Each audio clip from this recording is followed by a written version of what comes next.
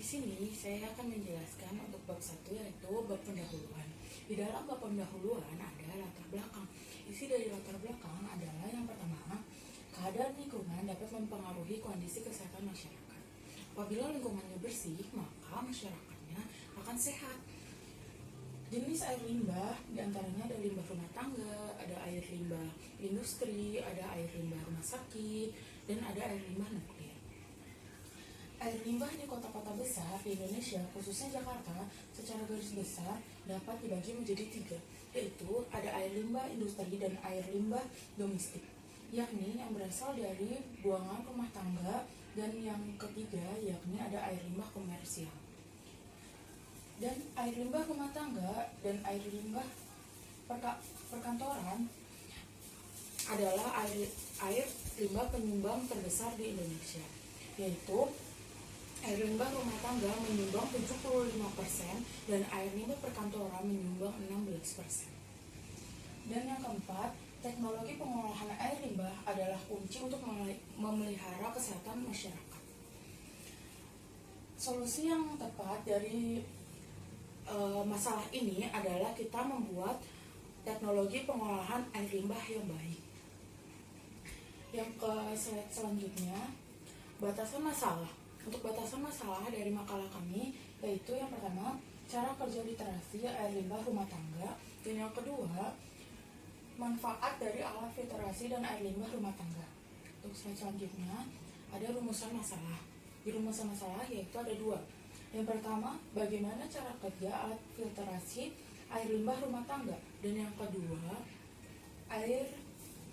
apa kelebihan dan kekurangan dari alat tersebut. Untuk selanjutnya itu ada tujuan. Yang pertama, menjelaskan cara kerja filtrasi air limbah rumah tangga. Yang kedua, mendeskripsikan kelebihan dan kekurangan alat tersebut. Terus selanjutnya yaitu ada metode penulisan, yaitu metode penulisan adalah studi pusaka informasi yang didapatkan dari berbagai literatur dan disusun berdasarkan hasil studi. Dari informasi yang diperoleh, penulisan dan diupayakan saling terkait antara satu sama lain, dan semua dengan topik yang dibahas, sesuai dengan topik yang dibahas. Di sini saya akan menjelaskan tentang kajian pustaka. Di dalam kajian pustaka ini saya akan menjelaskan tentang pengertian filtrasi. Yang kedua itu klasifikasi filtrasi, dan yang ketiga itu mekanisme filtrasi. Nah, pengertian filtrasi. Pengertiannya itu filtrasi adalah proses yang paling penting dalam pemurnian air. Meskipun ada sedimentasi dan penyaringan, tapi itu tidak cukup untuk menjernihkan air karena masih ada partikel halus yang belum tersaring. Nah, dalam filtrasi ini akan melewati media filter yang akan menghapus partikulat, sehingga dapat mengurangi kekeruhan dan jenis kolloid tertahan dalam filter. Tidak hanya itu, kandungan bakteri di dalam air juga akan berkurang karena tersaring oleh pada proses filtrasi ini. Selanjutnya klasifikasi filtrasi. Nah, sistem penyedia air minum atau SPAM di Indonesia pada umumnya tidak menerapkan sistem unit saringan kasar atau Rohing filter. Pada saat air baku itu kondisinya memburuk, mereka terpaksa untuk membuat kolam air baku dan akan dialirkan ke tempat pengolahan air. Nah, Rohing filter atau RF ini dibagi menjadi 2. Yang pertama aliran vertikal dan yang kedua aliran horizontal. Nah, aliran vertikal ini memiliki kelebihan dan kekurangan. Kelebihannya filtrasinya, tingkat filtrasinya itu sangat tinggi karena disusun secara vertikal. Nah, untuk kekurangannya itu untuk tempat pada medianya terbatas karena tergantung pada ketinggian. Nah, selanjutnya untuk secara horizontal itu kelebihannya sangat praktis dalam medianya karena disusun secara horizontal dan tidak terbatas. Nah, tetapi untuk kekurangannya, untuk tingkat filtrasinya itu sangat rendah. Nah, untuk Rohing filter ini tidak hanya sangat penting untuk penyaringan saringan pasir lambat, tetapi juga sangat penting untuk penghilangan patogen, karena pada saat suhu menurun, filtrasi akan tetap jalan seadanya. Pemeliharaan filtrasi ini memerlukan waktu yang cukup panjang daripada kolam air baku. Nah, tetapi dalam kualitas airnya, Rohim filter ini memiliki kualitas yang lebih bagus daripada kolam air baku. Apalagi ditambah dengan filter pasir lambat, kualitasnya akan semakin bagus. Untuk ciri khas dari Rohim filter ini yaitu pada medianya yang berupa bebatuan, yang itu terdiri dari kerikil atau koral. Nah, dari banyak kerikil-kerikil ini akan terdapat ruang-ruang kosong yang akan dijadikan sedimentasi pada air. Tidak hanya terjadi sedimentasi, tetapi juga terjadi proses biomekanisme yang akan mengurangi kadar bakteri pada air. Nah, menggunakan bebatuan sebagai media itu adalah cara umum dari filtrasi. Nah, di Indonesia sendiri itu mengganti bebatuan dengan ijuk. Pada hasil tes dari penggunaan ijuk ini, air yang terfiltrasi akan mengurangi kekeruhan sebanyak 28%. Nah, selanjutnya mekanisme filtrasi. Pengolahan air limbah rumah tangga dengan menggunakan metode biofilter anaerob. Ini merupakan pengembangan dari proses biofilter anaerob dengan proses aerasi kontak. Nah, dalam biofilter anaerob ini memiliki beberapa tahapan.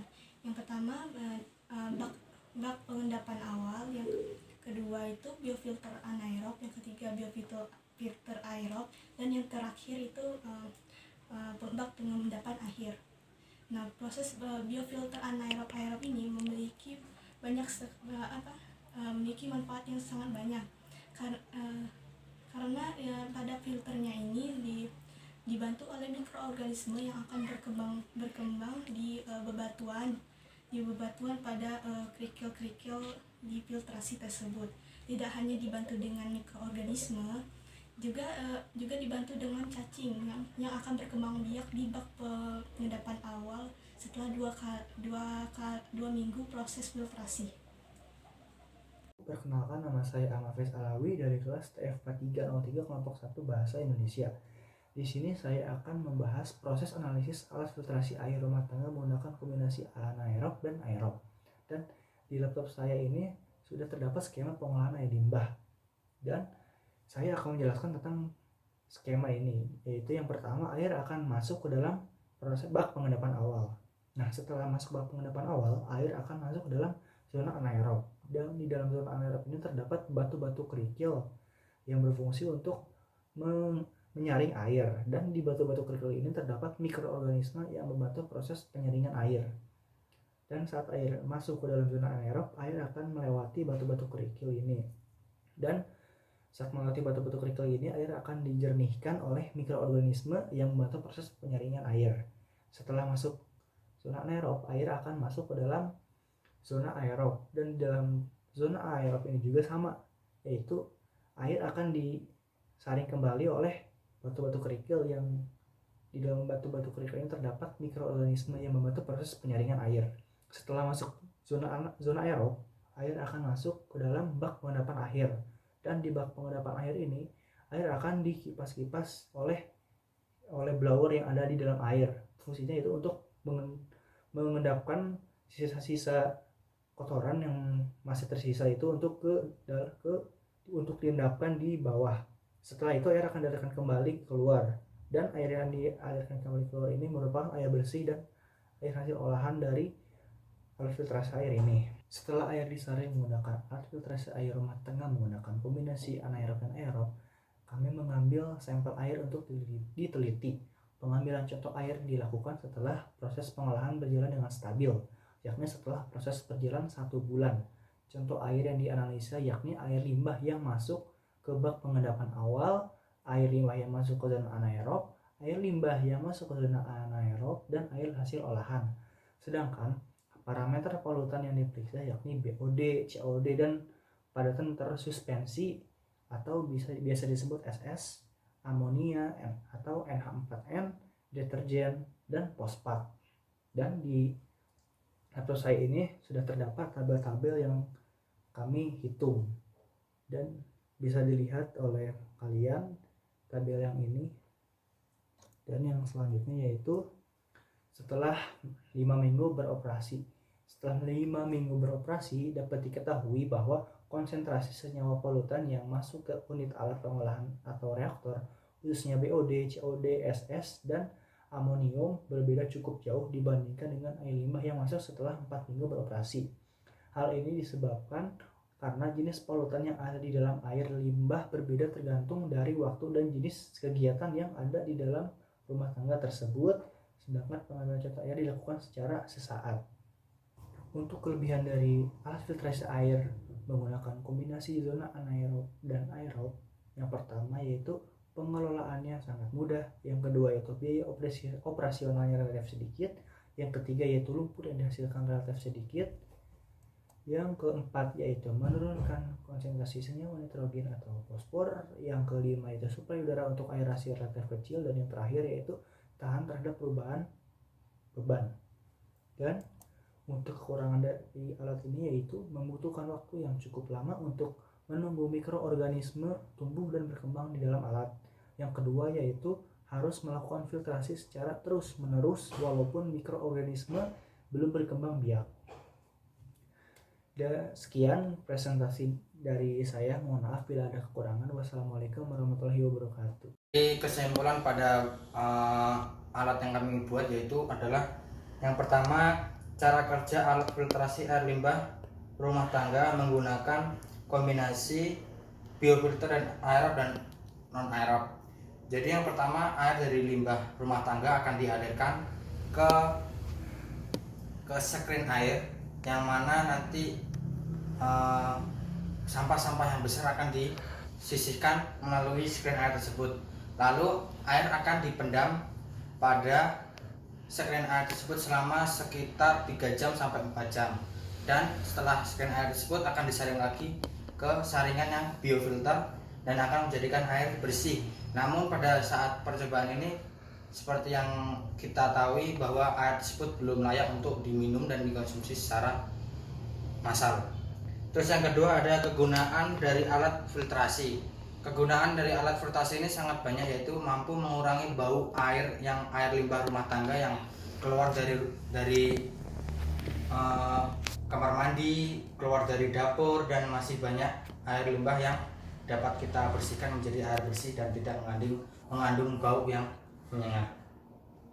Dan yang terakhir ada saran dari kami, yaitu menggunakan bahan yang lebih modern dan mudah diakses sehingga banyak limbah yang dapat terurai dengan alat ini.